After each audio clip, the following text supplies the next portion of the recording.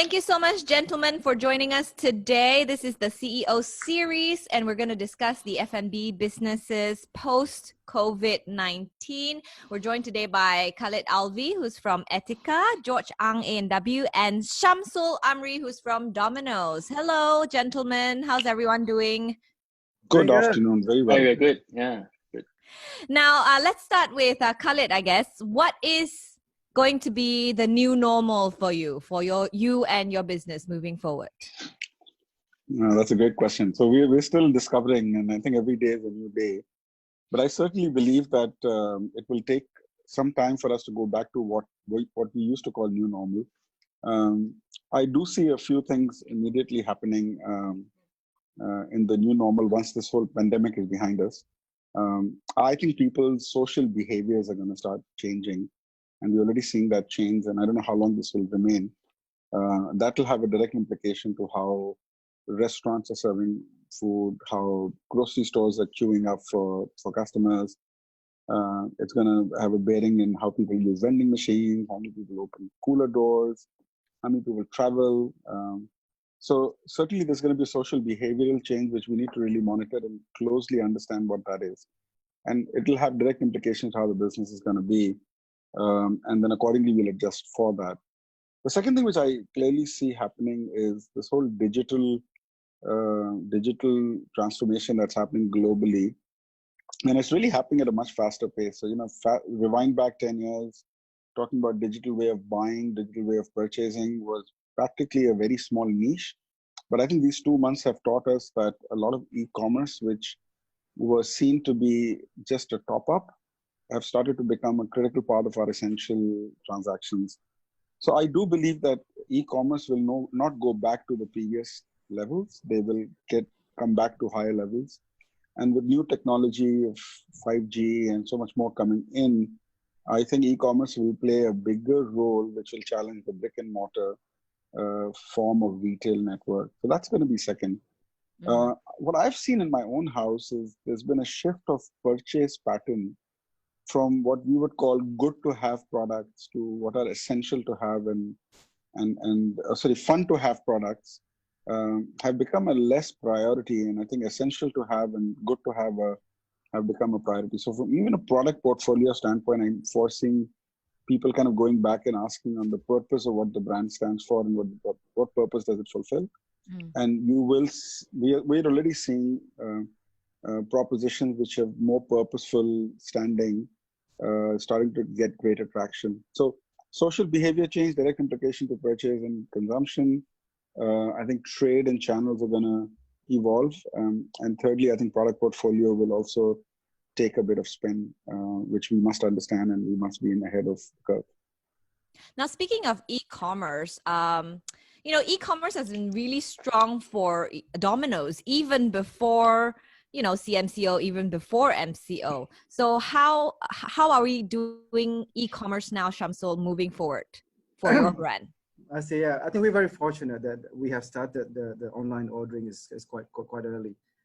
Back in 2003, when we first started online ordering, in fact, we were the first in the QSR and in adopting this online ordering. So now we can see during this MCO, there's really a huge surge of online ordering. In fact, the new normal for us is just we have changed from the call center ordering to the online ordering. 100% of our delivery orders now go through online. So we can see a good growth in terms of the takeout as well. So we have about around 20% of takeout business come from online. So it is really, really growing, and I can see that from now we can see that the acceleration that everyone just putting fast forward to have that platform ready for online ordering. Okay. But what about for A&W? Yeah. For A&W, it has traditionally been people going to the restaurants, though. And how will this new norm be for A&W, George? Yeah, I mean, the MCO has taught us a lot of lessons. When I bought A&W in late 2018, there was no working with aggregators. There was not even credit card machines in A&W. So we implemented that last year. We worked with the GrabFood and Foodpanda and other aggregators.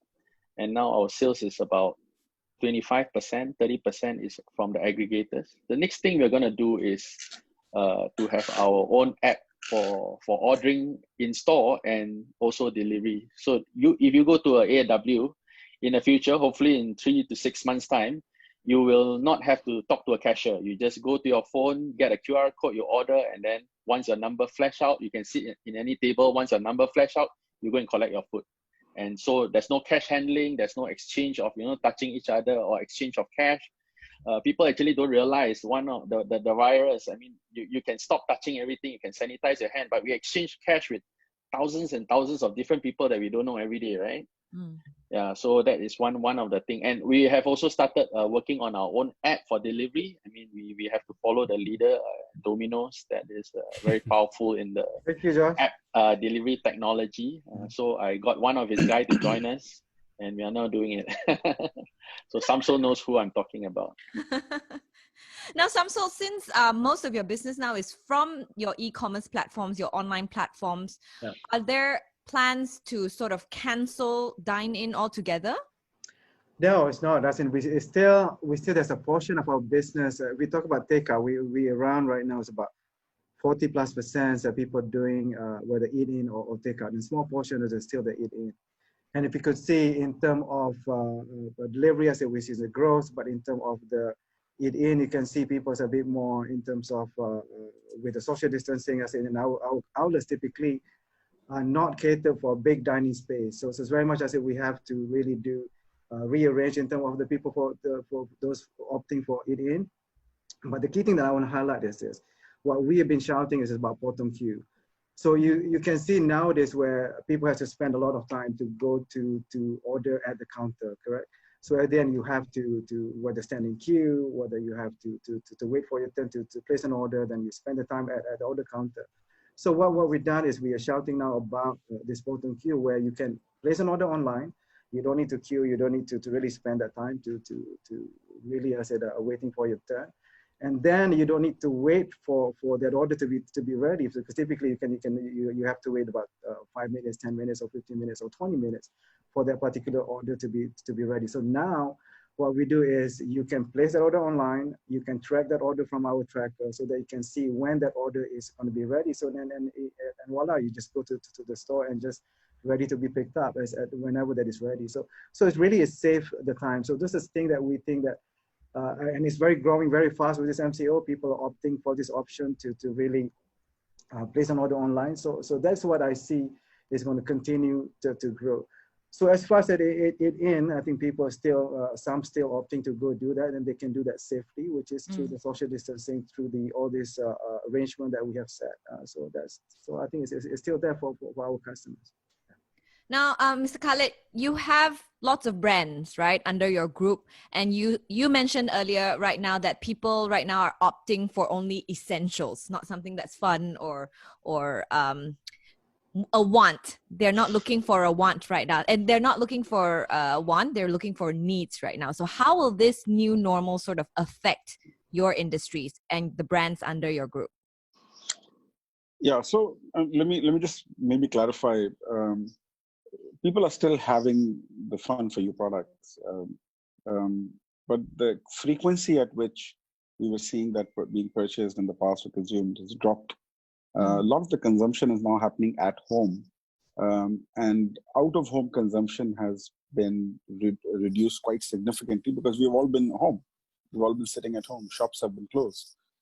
So the minute it's at home occasion, all of a sudden you know that at home occasion, the need for essential purchases and essential consumption increase in any case. So therefore, in this whole MCO period, the essentials have taken a higher priority by the purchasers compared to the fun for you. I do think that once everything is reopened and we're getting back to normal, people have been educated to go back and really look at what they're purchasing and what they're spending money on. And therefore, they will question a lot of the fun for you propositions and will want to gravitate towards more purposeful propositions, which may offer better health, may offer better wellness. In any case, that trend was happening, irrespective of COVID. People were questioning what they're consuming. It's like travel. So prior to COVID, we were just we were finding a window to take a few days off and go take a flight and get somewhere. I think what will really happen is things will change, and we will really think about traveling now. We will think where we're going for travel. Is it needed, not needed? Is it essential? Can we pass it? And I think our industry is going to go through exactly the same. Now, having said that, I do believe that compared to industries which are hospitality and travel, which will have a lot bigger impact, food and beverages will stabilize.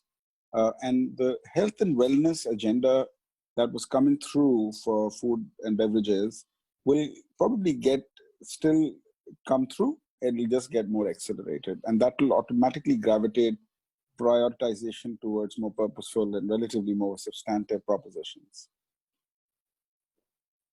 Now, how do you plan to make the most of the time moving forward? Right now, you're at home still, right? You're quarantined at home. We caught up with you a bit yesterday. What are you doing this time so that your business can grow moving forward? So my quarantine is going to be over in another 3 days. So I'm happy about that. Look, I think we've learned one thing for sure in these last 2 months in this MCO and CMCO period. We actually didn't think that working out of home can be as effective and as productive as we've, I think, proven ourselves to be. Mm-hmm. So today, if I look back and if I look at the team, I think we've collected ourselves well together. We've gone into really solving problems in a fairly quick and effective manner. And once everything reopens, it actually really questions that can some of the roles be working out of home, and could one of the roles be remotely based? What we are doing and what we are gearing up for is the following. I think we've moved through first phase of this limitation. The second phase of relative opening has happened. And we do think that going forward in the next few months, things will reopen a lot more. So we're gearing ourselves for e-commerce. We're gearing ourselves for, we think organized trade will play a bigger role than the disorganized trade, unorganized trade. We're going back and getting our production, we're getting our demand forecasting, we're getting our relationships and trading terms with all our organized trade members in a manner to hopefully get them to meet a higher demand. So one of the biggest problems you faced, I faced, and all of us faced is this whole e-commerce in this 2 months. I mean, you would order anything from Tesco online, it'll take you 2 weeks, 3 weeks for them to deliver. So there's no delivery slot. Correct. So the e-commerce infrastructure is significantly undersupplied, and not just Malaysia and most of the countries, because all of a sudden the demand surged and we realized that the infrastructure is falling apart. Can't handle it. Cannot handle it. So the other thing we're also doing is we're working and intend to work very closely between now and the next 12 to 18 months to get that infrastructure lifted and support those infrastructure operators to be able to meet that demand, which I believe is going to come faster than we think. George, just like George's A&W, 25% of the volume came out of e-commerce and aggregators. I mean, you go back 1 year, I don't think any of us could have imagined that volume will come through aggregators. I don't think it'll get back to the same what was there a year ago. So if it gets somewhere in between, also the infrastructure has to be geared. So I fully salute and support what George is saying, that I'm going to build my own app. I'm going to start creating a delivery system, because that's going to be the new normal. Well, let's speak about infrastructure right now. I mean, George, you're getting into a lot more e-commerce. You're getting deliveries. You're getting apps put together. How does the new norm affect a business like yours, where everyone loves to go to the restaurants and eat in and dine in? And were you planning to expand at one point? How does that change right now in the new norm? So I think in our group, we have a restaurant from casual dining to even upper full service dining to, of course, the fast food category, which is A&W. We have a bar called the Bar, which at this stage is a social business. So social distancing doesn't work for a place like that. So that is suffering a lot. We will have to pivot another way. So what we are doing is using the kitchen for some of these restaurants that is casual dining and full service dining to actually do menus that are more delivery friendly. So bringing down the price, and so you could be getting a pizza called mozzarella pizza, but from a full service dining restaurant. You don't see it on Grab Food as the bun or the wine bar or whatever, but you see it as mozzarella pizza. On the A&W side, the good thing is when MCO started, we were doing 30% of what we planned to do pre-MCO, the budget. And over time, because we quickly pivot to our menu, to strengthen our menu on the GrabFood and Foodpanda and also other aggregators, we have seen just last week, the sales has gone up to 75% of our planned sales, which is not that bad. Dine-in is still very slow, although most of our restaurant now, about 60% of our restaurant has reopened for dine-in, but it's still very slow because people are careful, and because we also cannot have too many seats, we have to social distance, follow the SOP of the social distancing. And a lot of our restaurants were supposed to open, for example, operating hours to 12 o'clock. We can only open up to 10 o'clock because of the government's SOP in place. So definitely you have to pivot. I think the new way is you have to pivot to more delivery, and to make sure that your food has the same integrity in the restaurant as when it reaches people's house or people's office. So what we have done is actually we have invested to make sure the packaging is intact. And we, for example, A&W, we don't serve drinks in the paper cup because that can be contaminated or touched or whatever by whoever the driving, right? I mean, we can train the drivers or delivery people, but it may not, people may not feel safe. So we only offer untempered in bottles drinks. And also we put paper back with a safety tape that you, once you tear, you know it's torn. So things like that. The food integrity part is very important as you pivot, not just the technology part. Okay. But brick and mortar wise, will you be, I mean, restructuring? Will you be we were supposed to open like 15 full-fledged restaurants this year, and MCO hit us in February, March. Our plan has changed to, instead of opening 15 full-fledged restaurants, let's open 10 restaurants, 5 full-fledged, and maybe 5 cloud kitchen, or what we call, some people call it cloud kitchen, some people call it ghost or smart kitchen, where the kitchen is in a secluded place, don't have to be very high traffic. The point is to have the infrastructure easy to get to a lot of suburban area, small. We invest capex half of what we usually invest, and it's just for delivery and takeaway, right? So we pay a rent of, instead of 25,000, we pay a rent of 5,000, so that we can break even very easily. So that's one of the way we are pivoting the business. Right. Now, Shamsul, how about your business? Like, did you experience a slump or a surge during this time? And what are you going to do with the business moving forward? Yeah, I mean, for us, this, as I said, we're very fortunate to be able to operate during this particular period. So then our business model in terms of delivery business, our takeout business, and our digital capabilities are very much in line with this new norm, with what's happening.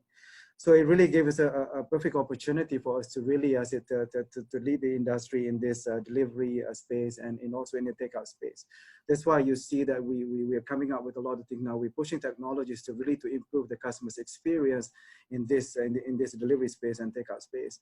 So as I was sharing before, that's why I said we're coming up with the bottom queue, so that we want to educate the consumers out there to really, as it is an opportunity for them to use this, that will alleviate all the pains that they have at spending time at ordering, spending time at waiting. So the bottom queue is a one example that we are doing that for us in order for us pushing technology so that people can benefit from this. And then we see that we're going to continue to really, as I said, take advantage of this in terms of this delivery, so that we can provide more and more convenience to our customers. So we see a perfect opportunity, really. But was there a slump in the business during MCO, or was it? In the very beginning, if you can see in the very beginning, where I think in the first couple of weeks, a lot of people are not operating. So we were operating. So our delivery business really went up. But our takeout business, as you can see, people are not going to the outlets anymore to do pickup. So now, at this particular moment, we see things getting normalized. I think the takeout business is picking up more and more people is using this function of the bottom queue. So I can see, I said, the delivery was growing as a business, and takeout, I say it was a slump in the very beginning, but now has picking up quite well. So, Khalid, how do businesses stay relevant? Not just F&B, I suppose, in general, businesses all over the place. How do they stay relevant? How do they stay active? How do they actually stay in business in this new age even? Well, so that's a great question. Firstly, let's go back to really understanding why business exists. The real reason why business exists is there's a need out there, and that needs, or a want, and that needs to be fulfilled. And here is an entity that comes and says, I'll fulfill it, and then we'll make money out of it. That's the whole basic principle. Yeah. So the reason why an organization exists is because they want to make money out of fulfilling a need, fairly priced, so the consumer is not pressured. But one thing that's changed in the MCO, which I don't think is your permanent change, is your demand factors for so many businesses have changed. Let me give you a few examples. Cinema going, we took it for granted. Going to a mall and just doing indulge shopping was a norm we assumed. Going to a restaurant and a few times a week, hanging out with friends at bars, that's common. For us to go travel and get into a plane, AirAsia said now everyone can fly. So all what you needed to do is find a time window, and then you get a ticket which could be so cheap, and then you fly. Go to a hotel anywhere from a 1-star to a 5-star or a 6-star, and you get options. If you look at just this MCO period, a lot of that has halted. Halted, actually practically halted. Once the MCO is lifted, they will come back, but your demand levels and need levels will be different, and they will vary. So coming back to business's main purpose, the main purpose why a business is there is to fulfill a need. The needs have changed. So if they don't change their philosophy and their business model to meet those new needs, you're going to be out of business. So that's fundamentally the first underlying principle. Second is the scale is a critical component to any business. You need to get a certain scale. So even while the need or demand may be there, but if it's dropped significantly, then you got to look at your business model and see whether you've rescaled yourself to meet a lower demand number, which basically means a lot of businesses may go bankrupt because they're based on a certain scale. You're already hearing that. You're hearing airlines shutting down. You're hearing hotels shutting down. So I'm foreseeing consolidation. I'm foreseeing a lot of small business SMEs struggling to find a purpose to continue to stay in business. And I think the smart ones will reinvent their business model and redefine how they need to serve the consumers, and they will survive and they will become relevant. However, the new age technologies and the new norms may be what people talk of digital currencies, and what we talk of cashless transactions, or what we talk of e-commerce, or we talk of multiple platforms which are non-brick and mortar, are the new realities. I personally think the world is going to see some great new entrepreneurs coming in, and they're getting in now. And you fast forward 10 years from now, you will see entrepreneurs of today who will reflect to become the billionaires of tomorrow, because they would have cracked that relevance correctly. Now, a lot of things we know, a lot of things we don't know, but it's a question of how can we read what's coming in the future. Whereas food and beverage is concerned, I think people will continue to eat food, they'll continue to drink beverages. The choice of what they'll eat, the choice of what they'll consume will change, and we are already gearing ourselves to be relevant accordingly, well ahead of competitors. I would love to say that. Secondly, even the delivery mechanism of how we get to the consumer, which today is we got a manufacturing unit that goes to a company warehouse, to a depot, then a depot to a retailer, many times a wholesaler, many times directly a retailer, then goes to the consumer takes it back to the pantry, and then gets to a consumption point. I think if you look at that whole value chain, is gonna be challenged in many ways. And therefore we are looking at new ways of delivering the products, which are possibly prioritizing more purposeful products. Maybe e-deliveries, maybe direct B2C or B2B delivery mechanisms, but I think that all is going to be an essential requirement for it. So to answer your question, needs will change, scale of those needs will change, and we need to be geared up to change ourselves and ensure that we've restructured our business models to cater to those new needs, depending on which industry you're in. And there are some industries who are going to thrive, which weren't thriving in the past because of this. And I think e-commerce is certainly one of them. Okay. Now, George, what advice would you give to businesses or entrepreneurs who are struggling to adapt to this new norm at this time? Well, I think looking at ourselves, we definitely suffered on 18th of March when the announcement was made. It hit us. The first thing we did was how can we create more demand, right? Just like what Khalid said. So we went with Grab, we went with Foodpanda, we do a bit more friendly deliverable menu, and then we actually put on a few more aggregators, for example, like Hungry, Elements, and all that. And so our delivery now we are doing 3 times delivery of what we did on 19 March. So pivoting your business, creating new demands which was previously not there. Number 2 is close those shops that you think will never recover. So I told the guys that even after post MCO, if you feel that this outlet need another 20-30% more sales to survive, to break even, forget it. Let's close it for good. Because having a restaurant 3,000 square feet dining in is not going to work in future, right? So I think one of the things we learned is maybe we keep it small, because most of the business is now from delivery. Most of the fast food boys pre-MCO actually believe that delivery is 12 to 13 or 15% of sales, except for Domino's and Pizza Hut. But if you look at KFC and the rest of the fast food boys, they believe their delivery sales contribute about 15, their takeout and dining sales contribute the bulk of it. That has totally changed. Today, we talk about delivery maybe contributing 40-50% of our total sales. And if we do cloud kitchen, it'll contribute about 80% or 70% of sales. So it's that business model has totally been turned around. And in future, if you look at where we want to open, it's not going to be malls. We are not going to prioritize going to malls because malls, the rents are very unfriendly. The operating hours are very short and it is expensive. So we noticed during MCO, the shops that we thought would not do well actually did much, much better, like the shop houses in Taman Tun, like the shop houses in USJ Taipan. Those were the performing shops where rents were low. We actually had a small restaurant, we had an efficient kitchen, and those could do a lot of delivery. And the delivery boys prefer to park, next to a shop house rather than go to Mid Valley, park, go 3 floors up to collect your food, come down. They waste a lot of time, right? It's not friendly for delivery. So those are the things. And the third thing that as a business, if your demand from 100% goes to 10%, 15%, you can't survive anymore.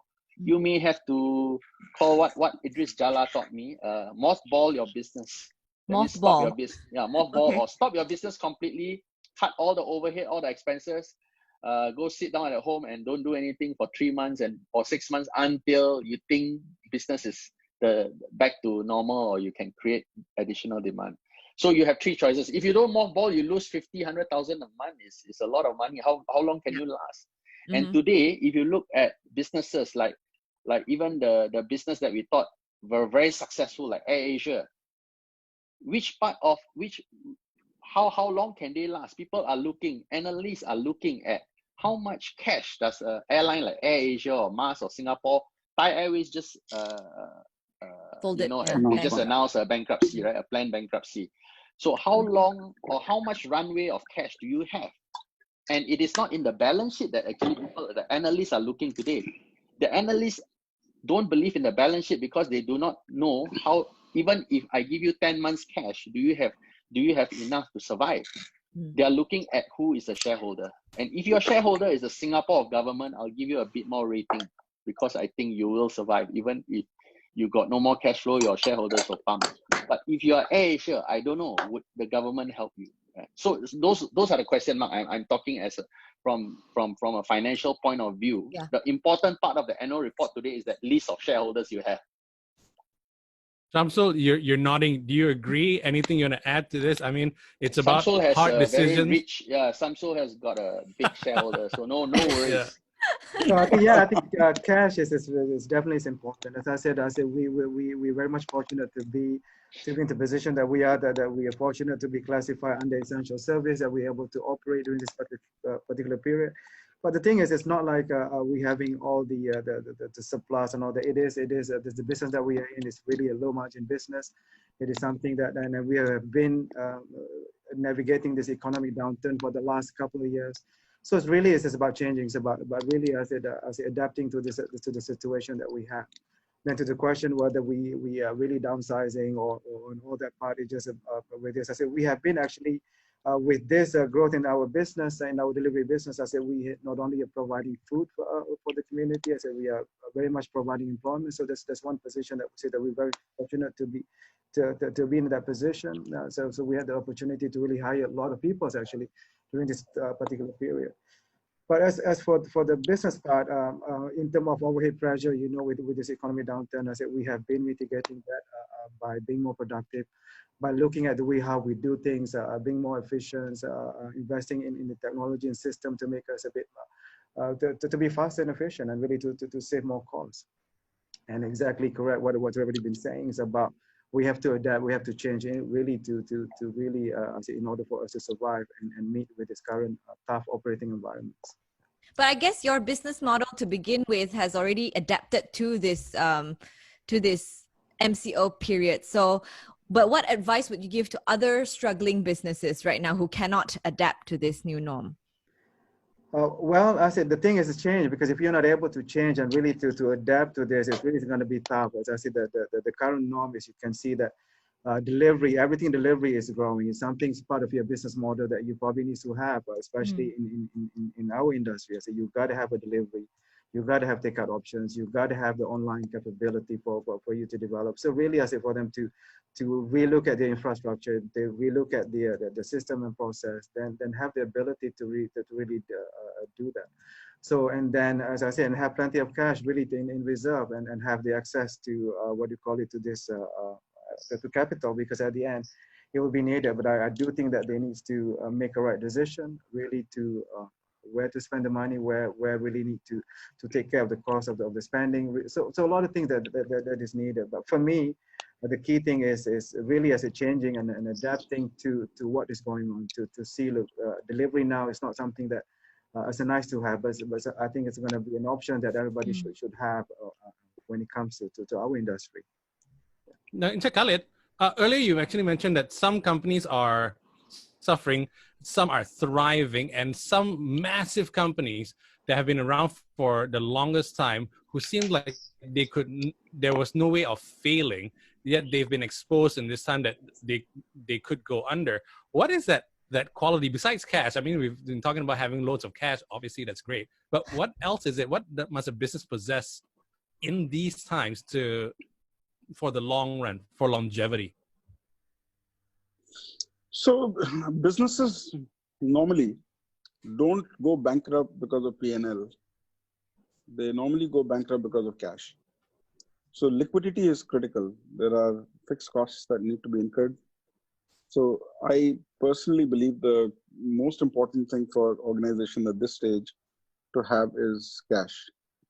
If you don't have the cash, and if you don't see a cash coming through a very rich owner or a parent, and there is question marks in terms of whether demand can increase, you may want to take a quicker call of holding back and coming back again 3 or 6 months later than to continue to survive, because that will further damage your proposition and brand.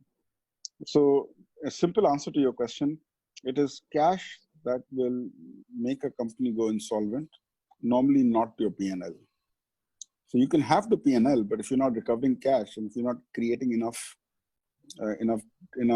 demand, you may have the margin, but if you're not creating enough transactions, you'll never create enough cash for you to pay salaries, to pay rentals, to pay to your creditors, and hence you will come to a position of needing more money.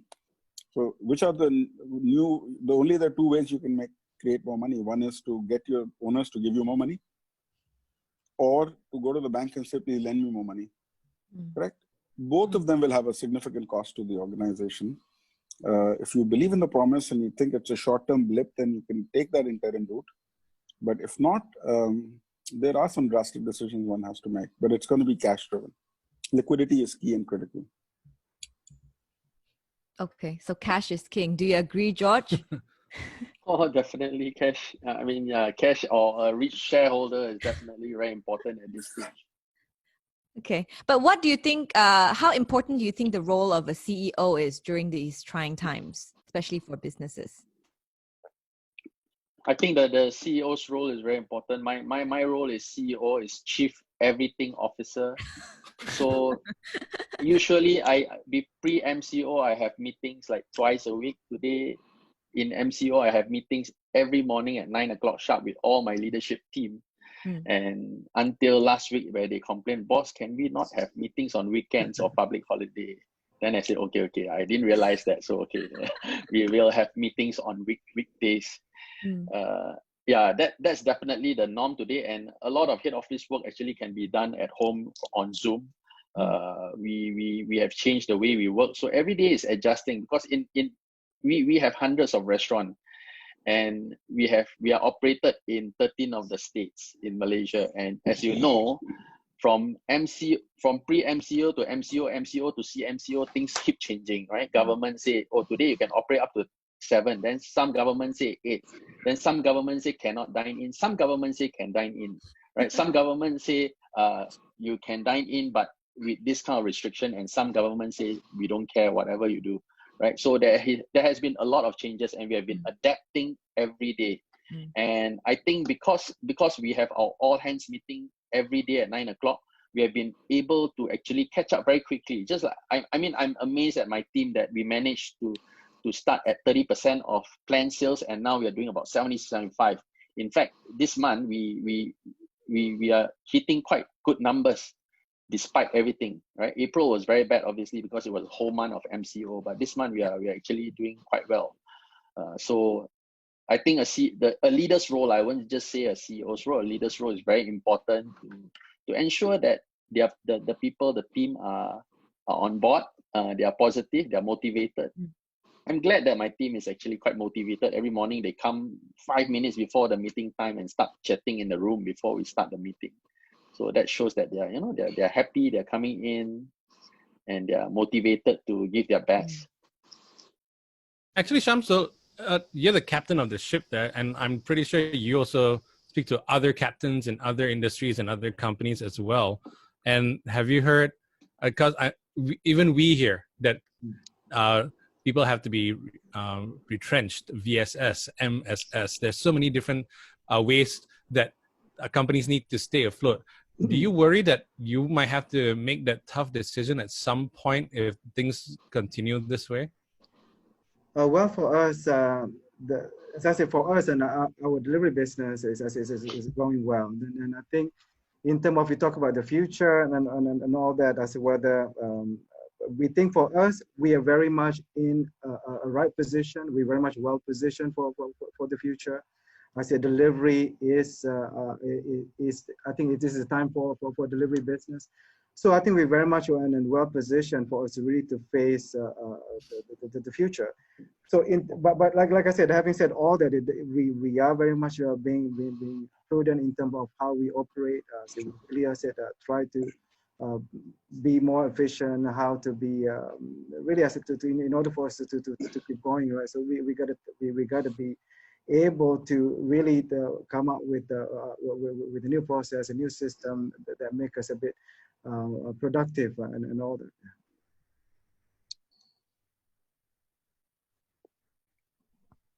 Okay. Yeah.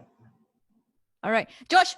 Falling back on what you were saying just then, you said your staff they are pretty motivated themselves, but do you do anything differently to just keep the momentum going with the rest of your staff? Because the staff is what makes the business work, right? The company works. Yeah, I think definitely during the MCO, my staff say I'm a lot more human than normal.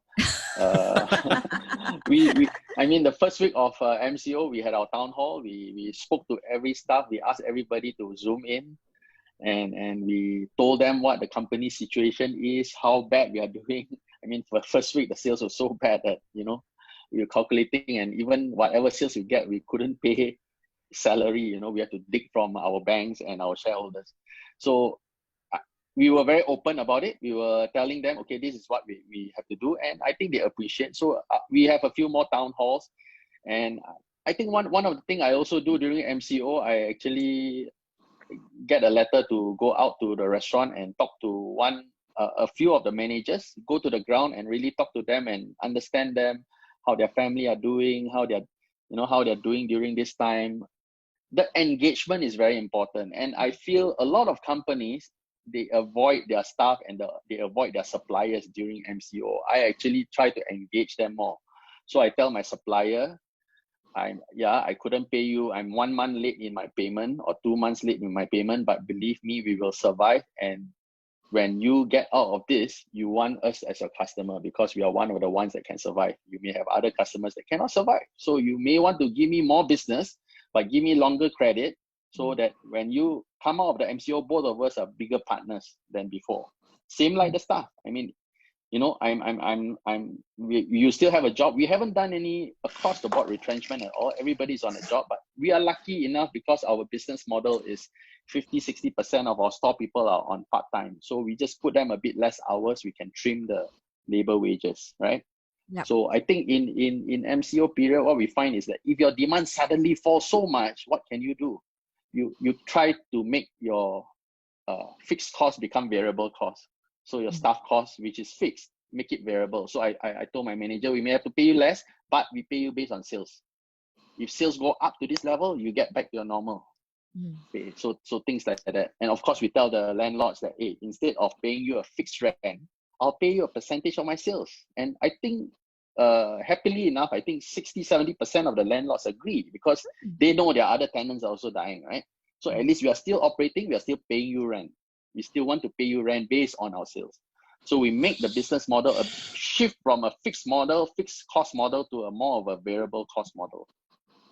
Interesting, huh? That's the first time I heard that you give That's actually happening in a lot of places, actually. But Khalid, Etika's a massive company. Before I actually got back into radio, I was actually considering joining Etika.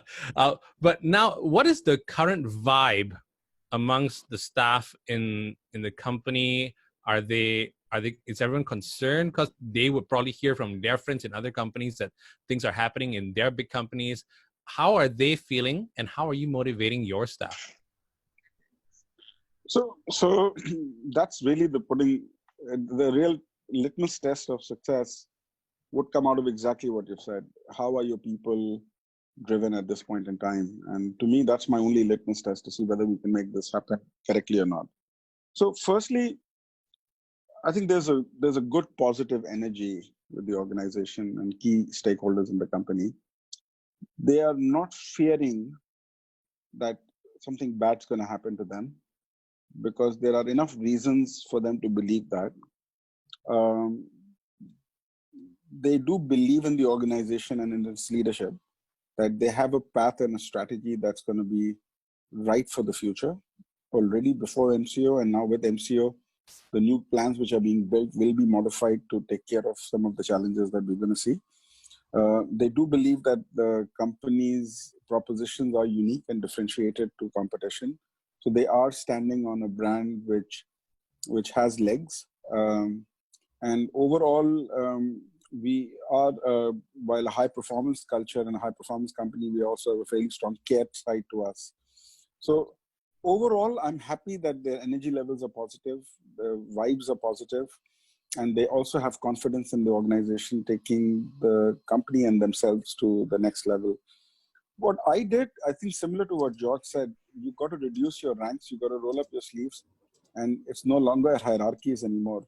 So your accessibility down the line has to be more regular and more frequent with extensive amount of honesty. I think if we do these two things, naturally any race, any culture, any set of employees, senior to junior, will automatically start believing and trusting in that. So I think what my leadership team and I did is we started having a lot more frequency in terms of discussions internally. Within ourselves, the leadership team, but then within the leadership team, we were all out there and maybe Zoom calls, maybe even physically meeting people because we were operating to make sure that they get a sense that we are all there with them. So that whole sense of one family, belongingness, I think plays a massive role, and honesty plays another very, very massive role. So we are happy.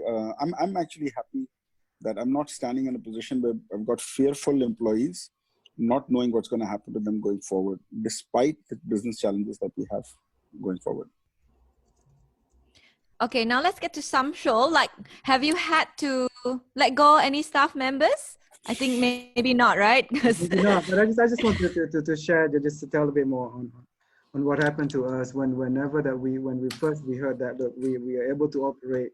And I think most people in the very beginning, they were very fearful because, hey, why do we open for business? Why do we stay open? Why Yeah. we have to come to work? So people are very fearful in a way. And so the first thing that we actually did was very much get everybody aligned. We really asked it we reach out to everyone and really to share, look, this is something that we don't take for granted. This is a responsibility that we need to serve the nations, really something that is bigger than ourselves. So the first thing we did very much align with everyone about this particular purpose. So once we get that particularly aligned, then we're able to very much, I said, people come to work after that. But the thing is for us figuring out how to do this safely, how to do this properly so that we can do the right things to protect our team, to protect our customers, right? So then the key things, and in terms of how well do we motivate the people, I think the key thing is understanding how they feel, exactly what George and Khalid were saying, because people will not be able to feel motivated if they do not see goods in what they're doing. So that's why I think the communication is really key. And that's why I say on our side, I say we very much also, we establish a single source of truth, which is the information portal, because nowadays you have a lot of information that's coming from everywhere, and really it's a lot of fake news or inconsistent news that, like I said, that George was saying, some authorities saying this and this. So we establish a portal where we can refer anything as only as one source of truth. And we know that we need to understand the emotions of our teams. And so we do a feedback, what do you call it? We reach out to everyone and we ask for feedback. We got a few hundred feedback every day, which I personally, as going through this feedback, answering them through videos, answering them through memos, and to say, look, this is the situation, this is how things is. So with all these uncertainties that they have, what they fear of how, so we share and educate them, how do we do this safely, and why do we do what we do? And I think in a way, people understand what needs to be done. And in fact, we're sharing stories that are happening on the ground where the team members sharing nice stories and during this particular difficult period. So it's a lot of nice stories also coming out that we share among our team to say, look, this is a spirit that we have, this is who we are, and this is what we do. We're very much proud to do what we do and to be part of this providing the service of the nation. And I am very much thankful to my team for really stepping up to the plate to really be the frontliners.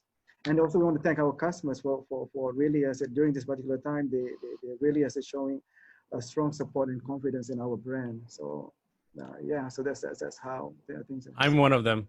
Yeah, thank you. Just saying. Now, gentlemen, finally, what's your, in football, we always, like as a pundit, I always ask the experts and say, hey, give us a score prediction and everything. So this is going to be tough to do. How long do you think it will take for Malaysia to get back on its feet? That's one. And also, what's your advice to CEOs going through these tough times, wondering how do we even get out of this? Let's start with George. How long? I don't know, man. There's some people who say 6 months, some people who say 1.5 years. One of my good friend working in a big MNC in Malaysia, he's the CEO of a very big company. He's saying his company is planning for this to last for 1.5 years. So that's how conservative, or what's the worst case scenario it could be, last for 1.5 years. But I think post COVID, for the F&B industry, it will recover, but not to that level of pre-MCO, but it'll quickly recover to about 80-85%. We're already seeing 70%.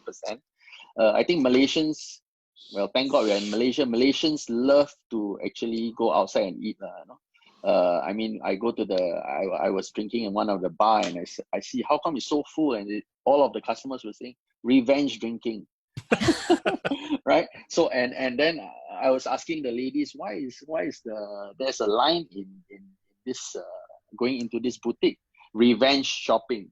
So there will be some revenge here and revenge there, which is good for business, I guess, all the pent-up demands, right? But I think it will never be the normal again. That's why we say it's a new norm, but we will have to adjust and recover. advice to CEOs, I think keep yourself on the ground, talk to as many of your people and customer and really understand. I think this is the best time to really go to the ground and understand how each and everyone is feeling and give them a bit of a motivation and inspiration. And I think for me, one day, 5 years later, we'll look at this and say, hey, I went through that and it wasn't that bad. I recovered from that. Good advice there. Now, Khalid, how about you? What's your prediction? How long do you think we need to get back on our feet again? And also, if you have any advice for struggling CEOs out there. So back on your feet is all relative. I mean, we're back on our feet even now, but I don't think we will, pre-COVID, we may not see that for some time to come. I agree with George. There will be a new normal which will reset us. And that reset is something we've got to get used to. Fortunately, we probably do belong to that industry where the recovery could be faster, as George mentioned. So I can't put a time frame to this, but I do see 2020 to be affected for sure. Full year and then even balance of the year, I think there will be some effect that we will see. The new CEOs, just two things. One, exactly what George said, be on ground and reduce gaps and distances between you and the rest of the team and be right there with them.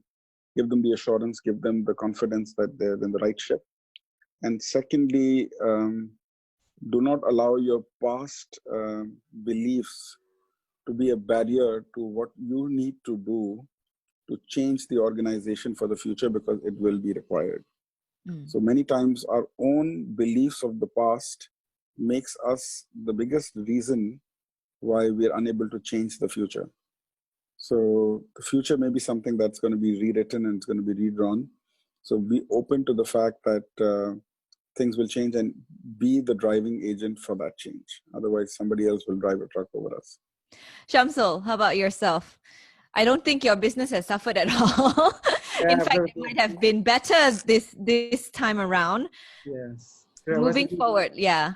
Moving forward, I think as I was saying, I said the growth is really, I think it is there for delivery. But I say this, that we all think that it's probably going to take a couple of years before things are going to get back to normal. And for me, as far as for the CEO's job is really is to protect the company. I think every decision that we make now really has to be, we have to take a long view of the current situation and really as I come up with how then to change and adapt, whether we're changing our business model, changing our operating, and really as I be ready to respond to this current situation.